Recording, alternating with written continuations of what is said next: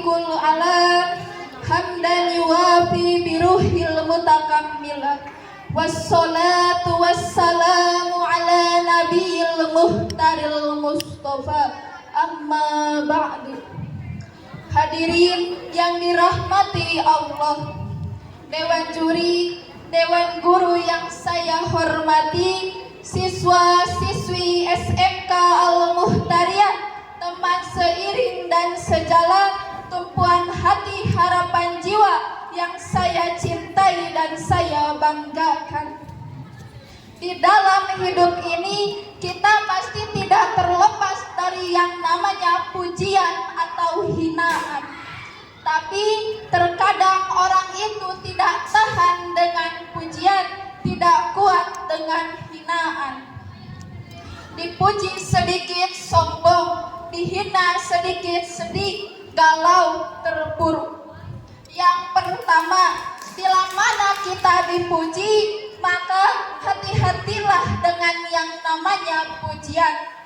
Sesungguhnya baginda Rasul melarang memuji secara berlebihan. Rasulullah Shallallahu Alaihi Wasallam bersabda, "Ahlaktu au tata'tu dahrar rajul." Engkau sesungguhnya telah membinasakan atau memotong punggung kawanmu itu. Hadis riwayat Bukhari. Maksudnya, pujian berlebihan itu melarang kita dalam melakukannya karena akan menjerumuskan ke dalam kesombongan. Ingat, hakikat pujian hanyalah milik Allah. Allah Subhanahu wa taala berfirman dalam Quran surah Al-Qasas ayat 70. A'udzu billahi minasyaitonir rajim. Bismillahirrahmanirrahim. Wa huwallahu la ilaha illa huwal hayyul qayyum. Lahul mulku wa huwa ala kulli syai'in qadir. Berdasarkan ayat ini, di dalam tafsir Al-Alusi dijelaskan, segala pujian hanya milik Allah, karena Allah yang Maha Agung, yang telah menganugerahkan semua nikmat kepada seluruh hamba-Nya. Selain Allah, itu hanyalah pelantara. Kemudian yang kedua, bila mana kita dihina, dalam Quran surah Al-Qasas, dalam Quran surah Al-Mu'minun, penggalan ayat 96, idfa billati hiya ahsanus sayyi'ah. Di dalam tafsir Al-Baidawi dijelaskan, dengan memaafkan orang yang menghina kita dan membalas hinaan itu dengan kebaikan. Dalam menghadapi hinaan, contohlah akhlak Rasulullah Shallallahu Alaihi Wasallam ketika ia dihina oleh seorang Yahudi yang buta, tetapi ia malah menyiapkan makanan, bahkan menyuapinya. Masya Allah.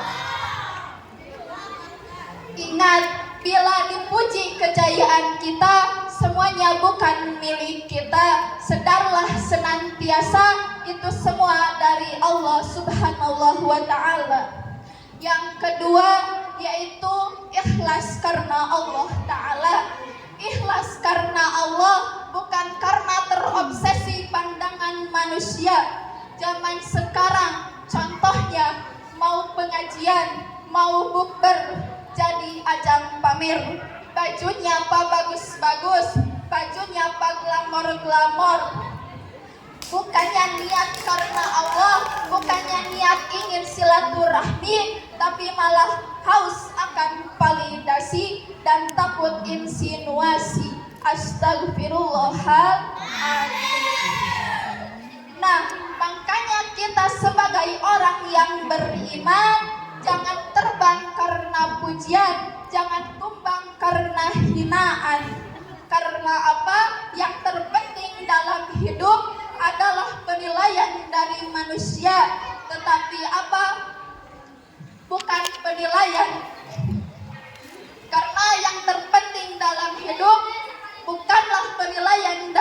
manusia, tetapi apa? Penilaian dari Allah Subhanahu wa Ta'ala. Untuk kesimpulannya, didiklah hatimu agar tidak berbangga diri, dan didiklah matamu agar tidak memandang rendah siapapun, karena siapapun bisa menjadi apapun. Sekian yang dapat saya sampaikan. Terima kasih atas perhatian dan waktunya. Jika ada kata yang kurang berkenan, saya mohon maaf. Kudema sofa wa dama kadar. Wassalamualaikum warahmatullahi wabarakatuh.